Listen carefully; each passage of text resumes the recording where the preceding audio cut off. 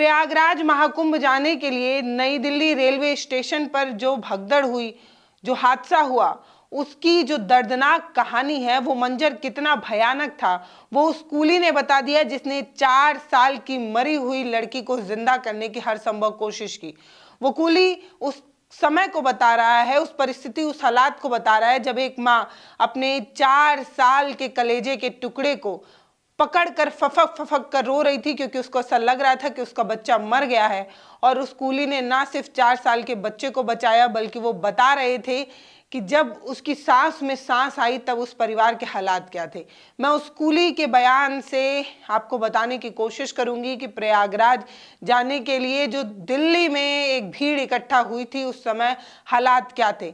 इसके अलावा आपको जानने के लिए मिलेगा वो 3 बयान जो उस हालात को बताने की कोशिश तो कर रहे हैं, लेकिन तीनों बयान इतने अलग अलग हैं कि जांच कमेटी का ध्यान जो है वो उलझा सकते हैं। 3 अलग अलग विभाग से 3 अलग अलग बयान आ रहे हैं, और वो ये तीनों बयान जांच कमेटी का ध्यान ना सिर्फ उलझा सकते हैं बल्कि जांच को भी प्रभावित कर सकते हैं। इसके अलावा मेरे खुद 5 सवाल हैं।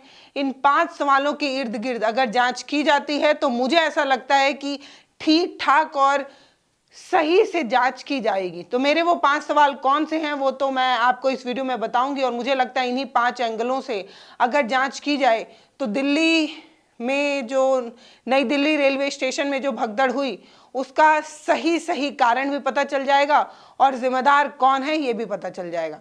तो सबसे पहले आप वो जान लीजिए कि वो कूली क्या बता रहा है। ANI को दिए एक इंटरव्यू में कूली ने जो कुछ भी कहा है वो सब कुछ तो आपको सुना पाना संभव नहीं है, कॉपीराइट इश्यू होता है।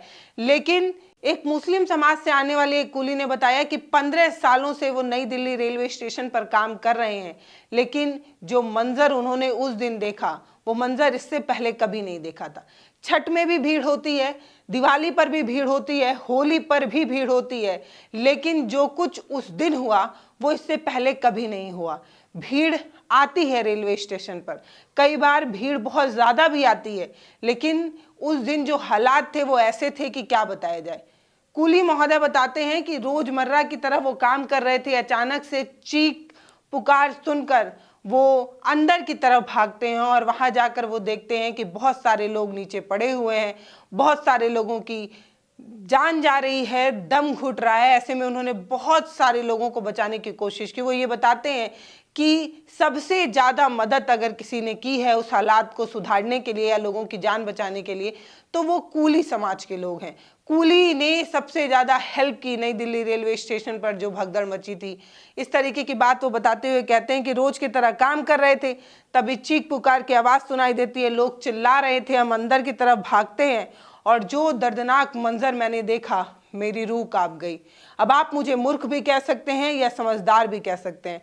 मूर्ख इसलिए क्योंकि ये बात हम समझ रहे थे कि अगर हम उस परिस्थिति में, उस हालात में फंसेंगे तो हमारी जान भी जा सकती है, और समझदार इसलिए ताकि हमने कई लोगों की ना सिर्फ जान बचाई है बल्कि बहुत सारे लोगों को जिंदगियां भी दी हैं। हालात बद से बदतर थे, लोग एक के ऊपर एक गिरे जा रहे थे, जो लोग नीचे दब रहे थे उनको घुट घुट के मौत हो रही थी, बहुत सारे मरे हुए लोगों को हमने निकाला, बहुत से ऐसे वजनी लोग थे जिन्हें अकेले उठा पाना संभव नहीं था, 4 कूली मिलकर उन लोगों को उठाते रहे और बाहर निकालते रहे। बाहर निकालने के बाद एम्बुलेंस नहीं होने पर ठेले के सहारे अस्पताल तक ले जाने की बात भी कूली ने कही। मोहम्मद हसीम नाम है इन कूली का। इन्होंने बताया कि कैसे नई दिल्ली रेलवे स्टेशन पर कूलियों की संख्या करीब 1500 के आसपास है, और इन सभी कूलियों ने मिलकर इस तरीके की चीज़ें की जिससे लोगों की जान बची। इन्होंने बताया कि कैसे इन्होंने 8-10 बच्चों की जिंदगियां बचाई, और ऐसे में एक कहानी बताते हुए वो बताते हैं कि कैसे 4 साल की एक बच्ची को गोद में लिए एक माँ फफक कर रो रही थी, क्योंकि उसको ऐसा लगा कि उसकी बच्ची मर गई है। दम घुटने की वजह से, सांस नहीं आने की वजह से बच्ची बेहोश हो गई थी, और जब कूली ने उस बच्ची को बाहर निकाला तब कहीं ना कहीं उसे ऑक्सीजन मिला, और ऑक्सीजन मिलने के कुछ देर बाद लड़की होश में आती है और रोने लगती है। ये बात बताते हुए उनकी आंखें थोड़ी देर तक नम भी होती हैं, और फिर जिंदा होने वाली बात पर वो खुश होकर बताते हैं कि कितनी हैरानी होती होगी ना जब एक ही पल आपको पता चले कि आपका कलेजा का टुकड़ा, आपका अपना वंश, आपका अपना संतान मर गया है, और अगले ही पल आपको पता चले कि वो जिंदा बच गया है। उस माँ की आंखों में आंसू तो थे लेकिन खुशी के थे। इस तरीके की बात वो कूली बताते हैं। क्या कह रहे हैं सुनिए। एक औरत थी जो चिल्ला रही थी, उसकी 4 साल की बच्ची थी, वो रो रही थी कि मेरी बेटी मर गई, मेरी बेटी मर गई। से उस बेटी को हमने पकड़ा, उस बेटी को लेकर के हम बाहर तक पहुंचे सर, और 2 मिनट बाद उस बेटी को सांस आ गया और वो रोने लग गई सर। उसकी माँ जो रोई ना सर खुशी के मारे, मेरी बेटी बच गई, मेरी बेटी बच गई। कितना बड़ा दर्दनाक आंख होगा अगर आपकी बेटी, आपका बच्चा अगर 1 मिनट के लिए मर गया हो और दूसरे मिनट आपको पता चले कि वो बच गया, क्या क्या मंजर होगा सर। अब जानिए वो 3 बयान, जो 3 बयान एक ही हालात, एक ही परिस्थिति में कैसे अलग अलग आ रहे हैं। तीनों सरकारी ही बयान है लेकिन बयानों का फर्क इतना अलग है जिससे जांच कमेटी का माथा भी उलझ सकता है और जांच प्रभावित भी हो सकता है। पहला, पुलिस ये कह रही है कि एक ही नाम जैसी 2 ट्रेनें थी, मिलते जुलते नाम होने की वजह से भगदड़ मच गई और हालात बेकाबू हो गए। लेकिन रेलवे ये कह रहा है कि जो सीढ़ियां थी, जो एक्सीलेटर था, उस पर एक आदमी का पैर फिसला और पैर फिसलने की वजह से भगदड़ मची। इस तरीके की बात कही जा रही है। मतलब पुलिस ये कह रही है कि ट्रेन के नाम एक जैसे हुए थे इसलिए भगदड़ मची। रेलवे ये कह रहा है, रेलवे के अधिकारी ये कह रहे हैं कि एक आदमी का पैर फिसला, वो गिरा, उसके बाद गिरते गिरते बहुत सारे लोग गिर गए और जान चली गई। ये रेलवे कह रहा है। केंद्रीय मंत्री सुकांत मजूरा हैं, उनका ये कहना है कि भगदड़ की जो खबर है वो फर्जी फैलाने की कोशिश की गई। इस एंगल से भी जो है वो जांच की जा रही है। तो मतलब भगदड़ हुई, लोगों की जान गई, इस तरीके की खबर, गलत खबर भी फैलाकर जो है वो भगदड़ मचाई गई, इस तरीके की एंगल पर भी जांच हो रहा है। यानी कि भीड़ थी, बहुत सारे लोग थे, बहुत सारे लोगों में किसी ने गलत खबर फैला दी और उसकी वजह से भगदड़ मच गई। इस तरीके की जांच एंगल से भी जो है वो जांच की जा रही है। दोनों तीनों कितने अलग अलग बयान है। एक में ये बात कही जा रही है कि अनाउंसमेंट हुई थी, अनाउंसमेंट अलग प्लेटफॉर्म की हो गई थी और लोग भाग रहे थे, लोगों की जान चली गई। लेकिन इधर ये कहा जा रहा है कि दोनों ट्रेन के नाम लगभग मिलते हुए थे, इसलिए कंफ्यूजन हो रहा है। तो मतलब ये तीनों बयान कितने अलग, कितने उलझे हुए हैं। अब मैं आपको वो अपने 5 सवाल बताने जा रही हूँ, जिन 5 सवालों के, जिन 5 एंगल से अगर जांच की जाए तो बेशक बहुत बेहतर जांच हो सकती है और जो जिम्मेदार हैं उनका नाम भी आ सकता है, जिनकी लापरवाही की वजह से हुआ उनका नाम भी आ सकता है। लेकिन सबसे पहले आप ये जानिए कि अभी तक जिन 18 लोगों की मौत की पुष्टि हुई है उसमें 14 महिलाएं हैं, 4 पुरुष हैं और 4 बच्चे जो है वो शामिल बताए जा रहे हैं। 25 घायल बताए जा रहे हैं लेकिन प्रशासन ने अभी तक 15 लोगों के ही घायल होने की सूची जो है वो लोगों के सामने रखी है। जहां पर जिस अस्पताल में आरएमएल में जिस हॉस्पिटल में इलाज कराया जा रहा था, उस हॉस्पिटल के तमाम सदस्यों ने बताया है, जो वर्किंग स्टाफ है उन्होंने बताया है कि अधिकतर लोगों की मौत जो है वो दम घुटने की वजह से हुई। ज़्यादातर जो डेड बॉडीज थी उनके सीने और पेट में चोट लगने की वजह से उनकी मौत हुई। इस तरीके की बात जो है वो सामने आई। तो साफ यही है कि जो गिरा वो गिर गया, उसके सीने पर चढ़कर लोग आगे बढ़ने लगे और इसकी वजह से लोगों की मौत हुई है। सीने की हड्डियां टूटी हैं, पेट के कुछ हड्डियां टूट गई हैं, इसकी वजह से जो है वो मौत हुई है। हादसे की जांच करने के लिए 2 सदस्यीय कमेटी बनाई गई है और दिल्ली रेलवे स्टेशन के तमाम सीसीटीवी फुटेज को सील कर लिया गया है और अब ये कहा जा रहा है कि सील करके उस फुटेज के आधार पर जांच की जाएगी। अब कोई भी तत्काल टिकट भी जो है वो नहीं मिल रहा है। उस समय जब भगदड़ के हालात बन रहे थे, बद से बदतर लोग इकट्ठा हो रहे थे, तब हर घंटे 1500 से अधिक टिकट प्रयागराज जाने वाले यात्रियों के लिए तत्काल काटे जा रहे थे। मतलब ना तो ट्रेन में सीटिंग कैपेसिटी थी, ना तो प्लेटफॉर्म पर खड़े होने की जगह थी। इसके बावजूद भी रेलवे हर घंटे 1500 से अधिक टिकट प्रयागराज जाने वाले यात्रियों के लिए काट रहा था, यानी कि मुनाफे का काम किया जा रहा था।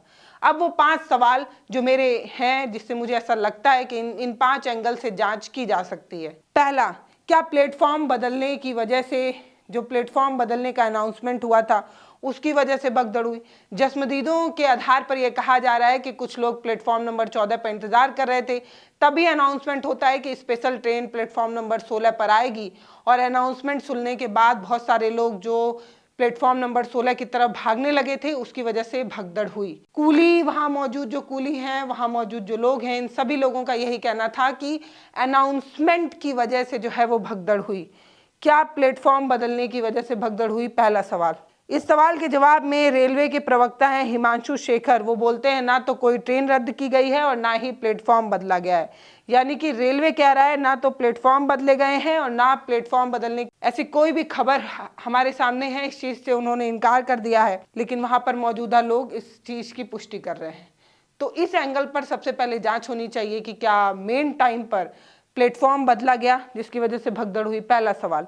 दूसरा सवाल है क्या ट्रेन लेट हो गई थी जिसकी वजह से भगदड़ हुई।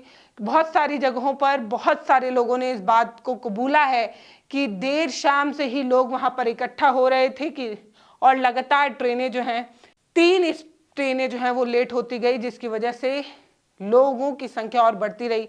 पहले ट्रेन के पैसेंजर इंतजार करते रहे, दूसरे ट्रेन के पैसेंजर इंतजार करते रहे और ट्रेन लेट होती गई, जिसकी वजह से भीड़ बहुत ज़्यादा इकट्ठा हो गई और जब ट्रेन आई, ट्रेन का अनाउंसमेंट हुआ तो भगदड़ मच गई। दूसरा एंगल ये हो सकता है कि क्या ट्रेन लेट होने की वजह से भगदड़ हुई। तीसरा एंगल हो सकता है कि क्या भीड़ नियंत्रण करने के लिए जो पर्याप्त तैयारियां होनी चाहिए थी वो नहीं थी, क्योंकि जानकारी के मुताबिक ये पता चला कि जिस समय भगदड़ मची वहां पर ना तो मौजूदा भीड़ नियंत्रण के लिए मौजूदा पुलिस भी बहुत अच्छी नहीं थी, दूसरा ना तो कोई हेल्प डेस्क बना था। इसके अलावा बताया जा रहा है कि बाहर एम्बुलेंस भी उतनी संख्या में तैनात नहीं थी जितनी हालात बस से बदतर हुए। इस तरीके की जानकारी इकट्ठा की जा सकती है कि क्या सुरक्षा के पुख्ता इंतजामात नहीं थे, ना तो कोई हेल्प डेस्क बनाना, ना तो एम्बुलेंस रखना, ना तो भीड़ नियंत्रण करने के लिए टिकट वगैरह की जांच करना। बाहर 2-4 आरपीएफ के जवान खड़े करके टिकट जांच की जा सकती थी, ये सब नहीं करना, इन वजहों से भगदड़ हुई। चौथा सवाल है कि अव्यवस्था जिसकी वजह से दुर्घटना का कारण हुआ, जो अव्यवस्थाएं लगातार फैलती रही उन वजहों से जो है वो दुर्घटना हुई। पांचवा सवाल है कि क्या स्पेशल ट्रेन की जो सूचना दी गई थी उसकी वजह से भगदड़ हुई। पहले से लोग प्लेटफॉर्म नंबर 14 और 15 पर इंतजार कर रहे थे और अचानक से अनाउंसमेंट होता है कि इस तरीके की एक स्पेशल ट्रेन प्लेटफॉर्म नंबर 16 पर आने वाली है और जो स्पेशल ट्रेन का अनाउंसमेंट होता है उसकी वजह से भगदड़ हो गई। क्या इस एंगल पर भी जांच जो है वो की जा सकती है और अगर इन 5 एंगलों से जांच की जाए तो शायद बेहतर जांच की जा सकती है और बेहतर तरीके से जिम्मेदार लोगों को खोजा जा सकता है। लेकिन अफसोस कि जब इस तरीके की कोई भी घटना होती है तो हर बार अफवाह के एंगल से ज़्यादा जांच होने लगती है और इस बार भी इस पूरे एंगल को अफवाह बताने की ही कोशिश होती रही। 9, साढ़े 9 बजे ये पूरी घटना हुई और 11 बजे तक हमारे जो रेल मंत्री हैं वो ट्वीट करके इस पूरी घटना को भगदड़ जैसी स्थिति ना बता के स्थिति अंडर कंट्रोल बताते रहे। जो एलजी हैं उन्होंने एक ट्वीट किया और ट्वीट में बदलाव किया। तो ये सभी चीज़ें थी कि कहीं ना कहीं पूरे एंगल को दबाने और छुपाने की कोशिश थी, पूरे भगदड़ को दबाने की कोशिश करती रही प्रशासन और सरकार। जिस तरीके से मीडिया के लोग वहां पहुंचते रहे और उन्हें जेल में डालने की बातें कही जाने लगी, वो भी इस तरफ इशारा कर रही थी कि पूरे भगदड़ को दबाने की कोशिश थी, पर भगदड़ की खबर दब नहीं पाई, सच्चाई सामने आ गई और अब आंकड़ों को दबाने की कोशिश है। इसीलिए पुलिस की बड़ी संख्या जो है वो अस्पताल के बाहर तैनात की गई है। किसी भी पत्रकार को अस्पताल के अंदर नहीं जाने दिया जा रहा है। बाकी आपको क्या लगता है कि दिल्ली में ये जो भगदड़ मची उसके लिए जिम्मेदार कौन है? क्या जांच के लिए जो कमेटी बनाई गई है वो सिर्फ लीपापोती कर पाएगी या कुछ ढंग का भी निकाल पाएगी? इससे पहले भी भगदड़ हुए हैं, जांच कमेटियां भी बनी हैं, लेकिन जांच की रिपोर्ट में क्या सामने आता है, जांच क्या होती है, ये कभी सामने नहीं आ पाता। आप अपनी राय हमें कमेंट सेक्शन में लिखकर जरूर बताइएगा। नमस्ते, मैं पल्लवी हूँ, आप भारत एक नई सोच देख रहे हैं। वीडियोस को शेयर कर, चैनल को सब्सक्राइब कर हमारा मनोबल बढ़ाते रहिए। बहुत धन्यवाद।